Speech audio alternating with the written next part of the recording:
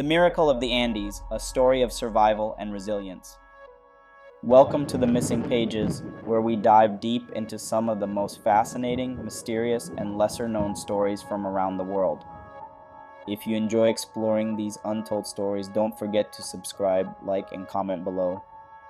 On October 12, 1972, a chartered aircraft, the Uruguayan Air Force Flight 571, took off from Montevideo, Uruguay, bound for Santiago, Chile. Aboard were 45 passengers, including members of a rugby team, their families, and friends.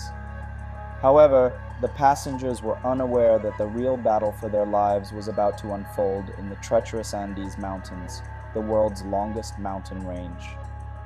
As the plane flew through the mountain range, a violent storm hit. The pilots decided to stop in Mendoza, Argentina, to wait for the weather to clear, and the plane landed safely there for the night. On the following day, October 13th, the plane took off from Mendoza at 2:18 p.m. after weather conditions appeared to have improved. For the first hour, the flight was smooth. However, as they neared Santiago, the turbulence began. At 3:21 p.m., as the plane descended through the Andes toward Santiago, it encountered violent turbulence. The passengers, including the rugby players, were initially not alarmed. However, as the clouds parted momentarily, one of the passengers realized that the plane was dangerously close to a mountain. The pilots immediately attempted to gain altitude to avoid a collision, but it was too late. The rear of the aircraft struck a mountain, tearing off the back section of the plane. 3 passengers were ejected from the plane, disappearing into the snowy landscape. The plane was still ascending for a few seconds, but then plunged downward. The left wing broke off, and more passengers were thrown out of the plane. The remaining portion of the plane continued its descent at an alarming speed, crashing into a glacier.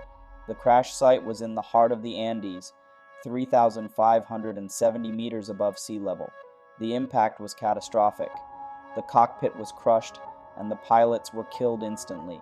Despite the horrific destruction, 33 passengers survived, though many were badly injured. Among the survivors were 2 medical students, 19-year-old Roberto Canessa and 20-year-old Gustavo Zerbino, both uninjured. They immediately began tending to the wounded, using what limited medical supplies they could find. One of the critically injured passengers was 23-year-old Fernando Parado, who had suffered a skull fracture and was unconscious. The survivors found themselves stranded in an incredibly remote location, and they were unsure where they had crashed. As it turned out, they were 80 kilometers off course. Within an hour of the crash, the Chilean Air Search and Rescue Service was alerted. 4 aircraft were dispatched to search for the wreckage. They searched the area from dusk until nightfall, but the white plane, blending with the surrounding snow, was impossible to spot from the air. The search efforts were called off, and the survivors were left with no immediate hope of rescue. The survivors quickly realized they could not rely on help from the outside world, and had to take matters into their own hands. They were trapped in an unforgiving environment with freezing temperatures and no food. With no way of contacting anyone, the survivors focused on survival. They used the remains of the plane to create makeshift shelters from the freezing winds and snow. As days passed, the situation became increasingly dire. On the 7th day, the survivors had exhausted the little food they had salvaged from the wreckage. With no other options, they began to consume the bodies of the dead, a decision that would haunt them for the rest of their lives but was necessary for their survival. The survivors' only hope lay in the possibility of being rescued. After a week of waiting, 2 of the survivors, Roberto Canessa and Fernando Parado, decided to make an audacious attempt to find help. Despite the extreme conditions, the 2 men pressed on, driven by the hope that they could save their friends.